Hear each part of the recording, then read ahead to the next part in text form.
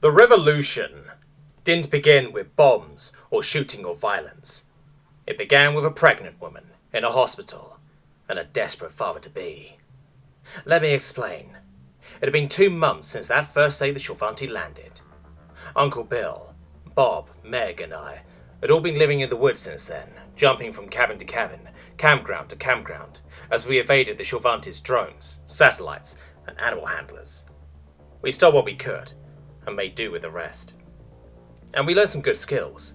First and foremost, we learned the hard way how to avoid detection. That was a biggie. A lot of it was sneaking around, running from patrols, smearing ourselves with animal shit to avoid the alien dog thing's noses. I even figured out how to tell if there was a satellite or spaceships overhead. Turned out the way they were orbiting Earth, spaceships would be overhead for 6 minutes every hour, and 15 minutes. Satellites were overhead for 12 minutes, at a pattern of 30 minutes, 12 minutes, 30, repeat. We figured it all out from watching the light reflect off them at night, and listening in on chatter on stolen comms devices. After a while, we figured out a chart of when to stay undercover, and thus, not seen. We even learned each other's skills. I learned to be a preschool teacher, so I taught Meg everything I knew about childcare and helped her prep for the big day. Bob taught us how to hunt. Uncle Bill taught us to fight. Even Meg got in on the act. She'd been a mechanic before the Shovanti came, so she taught us some engineering and auto repair stuff when she could, what with the pregnancy and all. Suffice to say, it was a productive 2 months. But like all things, it had to come to an end. I was outside with Meg, learning how to replace some of the electrical doohickeys in the truck. So the most important thing is to disconnect. Oh! You okay? I pulled my head out from under the hood. Yeah, I've just been having this pain in my chest lately, like around here. She moved her hand in circles around her whole rib-type area. Is this a normal prego thing? No, that might be a really bad prego thing. Anything else wrong? Headaches? Anything feel heavy? Generally, pregnancy would fuck a girl up, but some things were worse than others. Yeah, I've been having some headaches, and now that you mentioned it, my hands and feet have been feeling kinda heavy, yeah. Meg braced herself for some bad news. Shit. We're gonna get you to a hospital. There's no way to know for sure without some tests, but you could have preeclampsia. If you don't get treated, you could lose the baby. Oh, thank God you're here. Meg turned and headed inside to the cabin. Bob? Bobby? I followed her inside. Bob and Uncle Bill were dissecting the drone they'd shot down. It was a little thing, about the size of the quadrotors I play with in my college's drone club, but more dangerous. Meg was already telling Bob what I'd said. Bob looked extremely nervous. Well, he slowly said, that settles it. We need to go into town. Sturgis County General's down in Grimsville. I mean, it's not too far of a drive. Yes, but it's also Alien Central, Uncle Bill retorted. The person been hunting us for months now. You go back to Grimsville, you're taking a massive risk. But if we stay here, Meg interjected, we risk losing the baby. She looked at me for confirmation. Meg's right. Her life could be at risk too. It's settled then, Bob cut in. We're going to Grimsville, and you can't say shit about it. Jesus, I wasn't saying no. Uncle Bill threw up his hands in defeat. Just saying be careful. What if, just spitballing here, my mind wandered as I thought of a plan. What if Uncle Bill and I went ahead to do a little scouting? Bob, you stay with Meg, then when we're sure it's safe, you two head out to the hospital.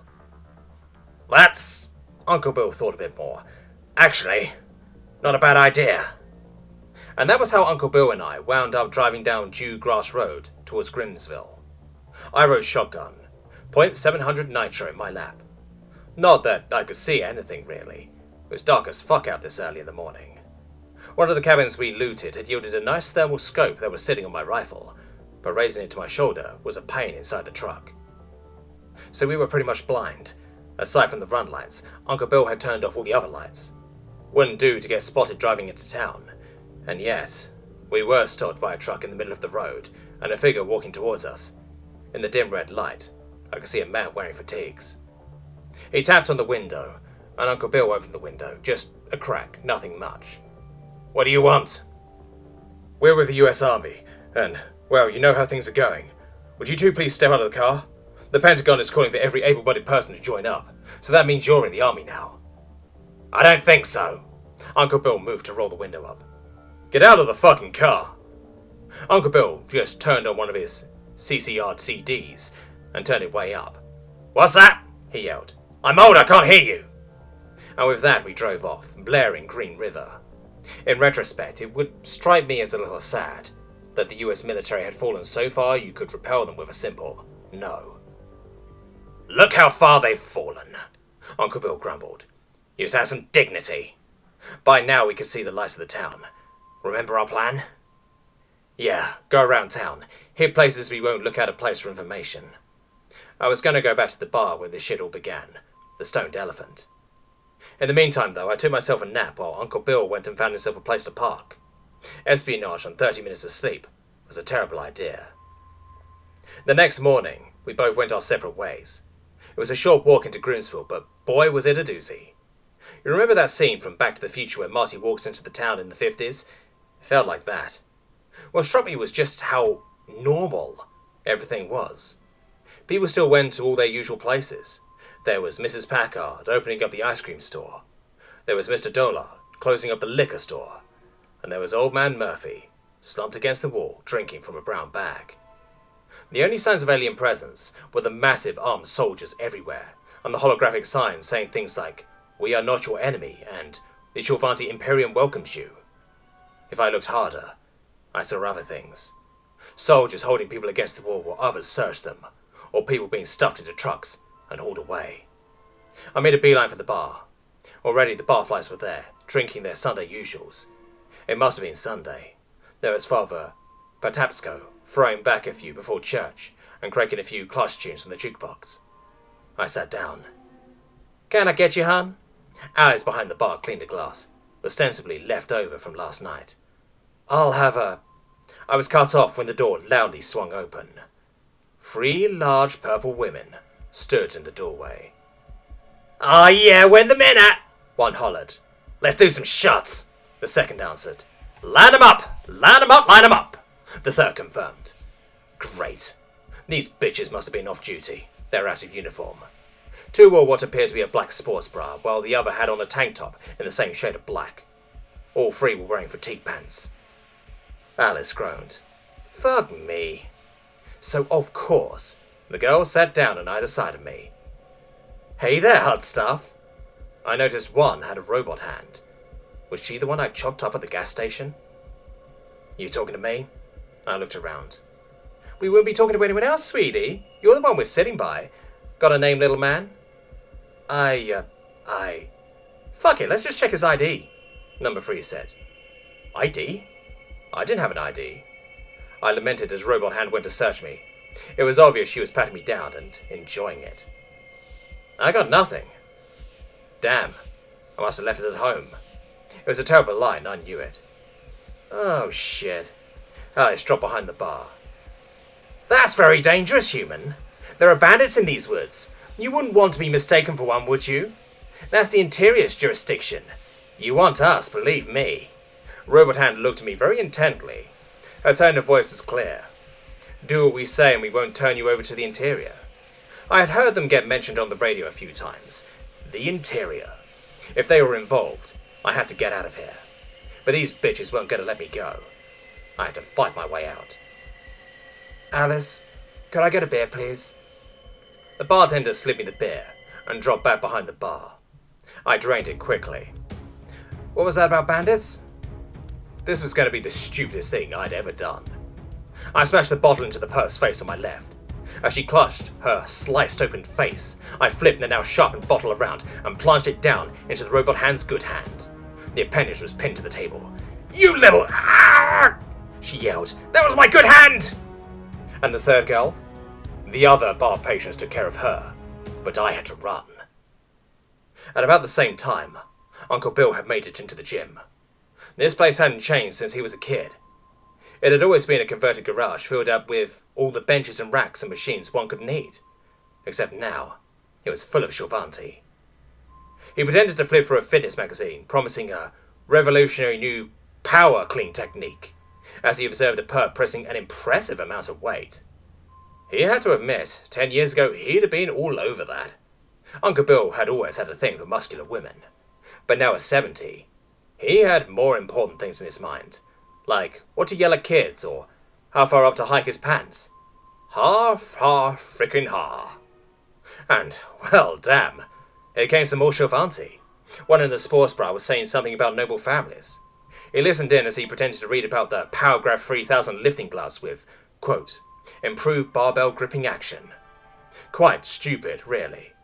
The girls' conversation was far more exciting, and they fall into such silly local habits as speaking English. Noble shit in charge of the hospital. Oh, God, as her? She's a bitch. The hospital, eh? This was important. He walked along, listening in on the two ladies complimenting about whoever was at the hospital. He had to let Bob and Meg know, so he slid into the restroom real quick and pulled out his radio. It had a button that would just transmit a tone when pressed. They worked out a signal beforehand. 3 long beeps if it was good, 4 shorts if not. He pressed. 1, 2, 3, 4. Uncle Bill had just sent the first tone when a large purple mitt slapped the radio out of his hands. Of course, there was a Chauvanti bitching at him. One in nothing but a pair of gym shorts. Whatever. This one yelled in purple speak at him. What's that? He got a hand over his ear for dramatic effect. I don't understand you. Speak English. That seemed to confuse the Chauvanti soldier long enough for Uncle Bill to grab a pair of boxers. He threw it over her eyes and ran for it as she pulled the undies off her head. As he ran out of the gym, though, Uncle Bill had another problem. He seemed to have attracted the ire of some more appropriately dressed soldiers. Oh well, looked like he needed to get to work. Uncle Bill grabbed a 25-pound kettlebell from the shelf next to him and swung. The big metal ball on a handle made a delightful clank as it collided with Zeno's chin. He swung again, and another perp's teeth in a tusk went sailing. He wasn't so lucky a third time, however.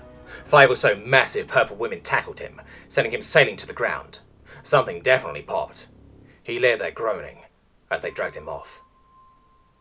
As the day wore on, Meg's chest pain had gotten worse. She and Bob had decided that they couldn't wait any longer. So with the rising sun to their back, they drove into town. The drive had been surprisingly peaceful, and thank God for that. Bobby Tiernan was terrified that any bit of stress could send his wife into an even worse state. Even so, he got her to the hospital in record time. When they got inside, Meg went and took a seat while Bob went to go sign in. He'd finally gotten to the front when he had a nasty shock. ID? The human girl behind the desk looked bored as she popped her gum. Yeah, hold on.